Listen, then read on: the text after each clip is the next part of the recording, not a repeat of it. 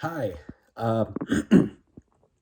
so welcome to this video where I don't talk about plush animals, but today instead I'm going to be talking about something different.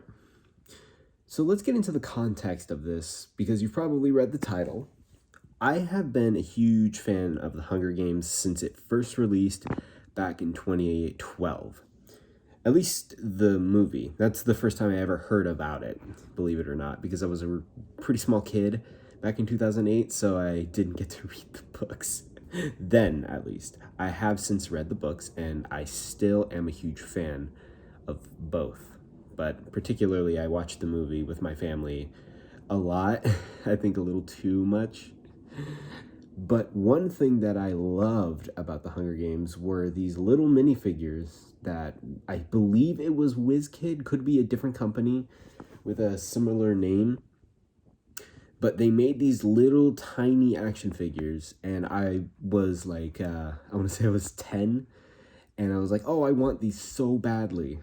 And then I found out that it was a year past, so none of them really existed.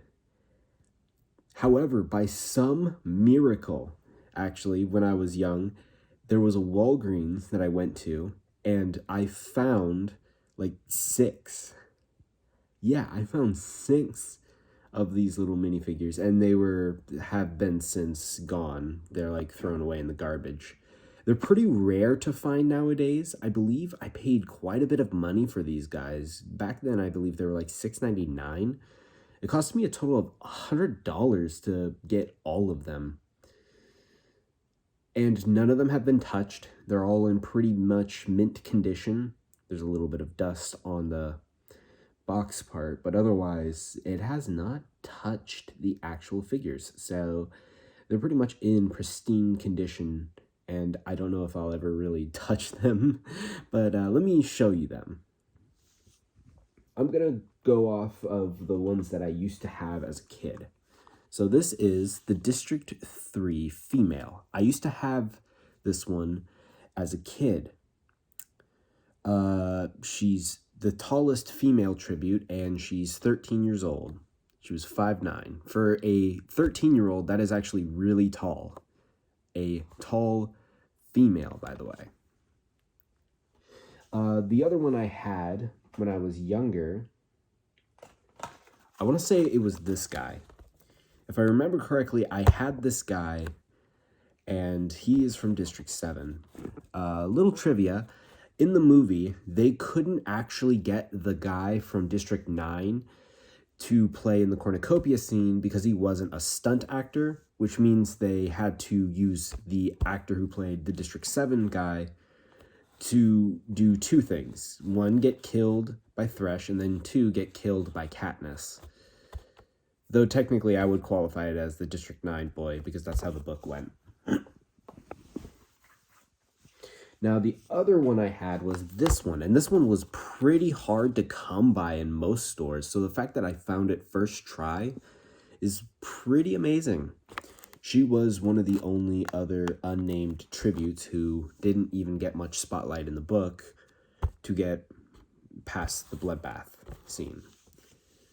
She was also not a stunt actor, so she wasn't allowed to be in the bloodbath scene, but surprisingly they were able to get her in the forest scene. The next one that I had as a kid, it was this one. This is Clove. She's 15 years old, believe it or not. She was a young career. In the book, she actually had blue eyes. The movie, her eyes were completely different. And there's not much else to say. Yada, yada, yada, you know. Career. The other one I had was Kato. It's weird to think that Kato, this blonde-haired brat kid, in the book, he was a muscle man only. And when he died in the book, he pretty much just died a musclehead. But in the movie, he kind of realizes that he's just a career and that's all that he is. So he doesn't care that he's going to die. Thought that was a little neat. I had this one. This is the District 3 boy. Now, in the book, he actually had a little bit more of a prominent role, I want to say. Katniss noticed him because he was from District 3. He had ashen skin, and his interview was nothing special. He was really smart, and he was able to rig the landmines around the cornucopia in his disposal and then move them around near, like, the food where the careers had. Yeah. Oh, I remember now. Okay, so it was actually 8, and I remember I had Thresh in the book. He was bald, I believe. I want to say he was bald in the book, or had brown hair, and was lighter in skin, believe it or not. Yeah. He was also muscular, beefy, and whatnot, yeah. And finally, the last one I had was Marvel. So it wasn't 6, it was actually 8 that I had initially. And yeah, Marvel. I don't remember. Did he actually have a name in the book? I don't think so. I know his actor has since been in a few other shows. I want to say he was in that Star Trek animated show. Yeah, that show, if you are curious. But now we're just going to go over all the ones I never owned. But they're all a part of the collection. I, again, paid like $100 for this, so it's a lot of money for these figures, but it's pretty nostalgic. I used to love these things and wanted to collect all of them. So it's cool that I have all of them now. And I'm not going to go in any particular order. I'm just going to show them as is. This is the girl from District 9. Nothing special about her. So we're moving on. The District 7 female. Now in the book, she actually did have some engagement with Katniss. In the training area, when the District 6 guy and Cato are fighting, her and Clove are in the training with Katniss, and they giggle about the fact that there was a fight in the first place, and they see Rue. I want to say that's how it happened. Don't know for sure, but I know that she was in the book and she actually did engage. That part I do remember, that she had some level of engagement with Katniss. But that was all the engagement she had. Here's the District 4 boy. It's amazing to me how they got a 12-year-old boy to be a stunt actor in the movie, considering, you know, most of the other players and contributes couldn't, and they weren't much younger than him. So in the book, Katniss was surprised that this guy died because the book, their careers. But now that he's not a career in the movie, you know, laziness in movie productions, you know, it's very fun to see. District 9 boy. So this is the guy who was supposed to attack Katniss, and what ended up happening is he would get stabbed in the back, and he was the first tribute to die. But in the movie, that's not how it happened at all. District 8 boy. Now in the movie, he was the first one to die, believe it or not. Yeah, they killed this guy off first in the movie, and he had the highest odds of an unnamed tribute. A 1 in 3 chance, which, wow, for a 14-year-old, right? He's also one of the taller tributes. I think he was like 5'10" or something like that. This is the District 4 female. Now, what's unique about this District 4 female is that in the book, she survived the cornucopia bloodbath because she was a career. But as soon as that Tracker Jacker nest fell, her, Glimmer, and yeah, that was it actually. Her and Glimmer died. Now we go on to the District 10 boy. In the book, he had a crippled leg.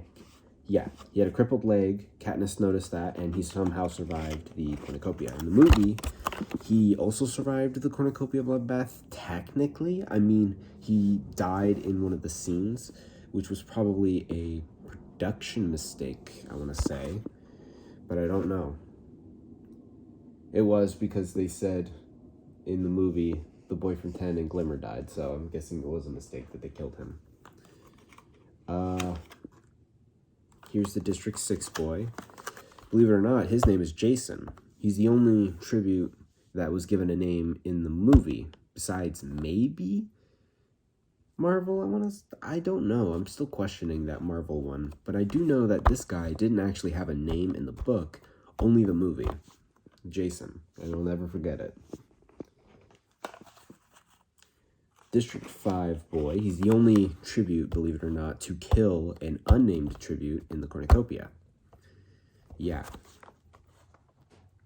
So the only one that wasn't a career that ended up killing someone and didn't have a name was the District 5 boy.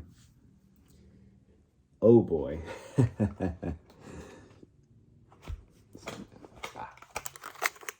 Glimmer. What else? Yeah, what you see in the movie is what you get, to be honest with you, with Glimmer. Here's little Rue. It's such a sloppier-ish design, to be honest with you. They didn't even really color her hair. Poor little Rue. She deserved more than that. Here's Fox Face. She didn't really have much of a face of a fox, but she definitely acted like one, a fox. Maybe she was a secret furry in the Hunger Games. You never know. That would be cool. Next up we have the District 6 female.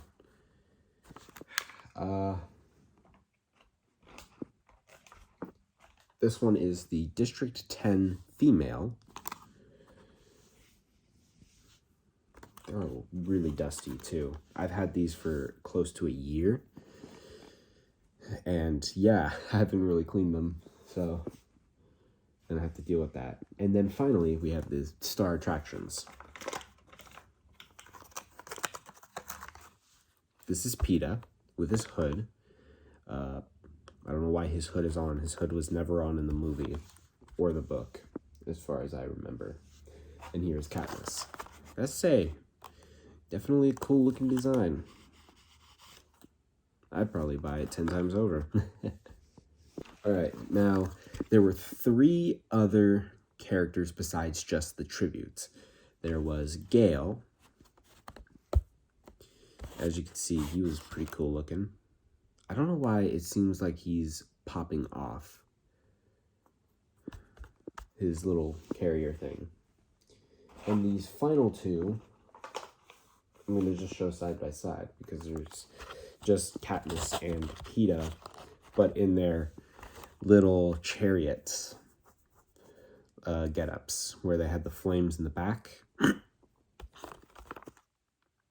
I'm kind of disappointed, to be honest with you. It just looks like a cape. Maybe that's what happened in the book. I don't know for sure, to be honest with you. So that was that. I know, it was a little anticlimactic.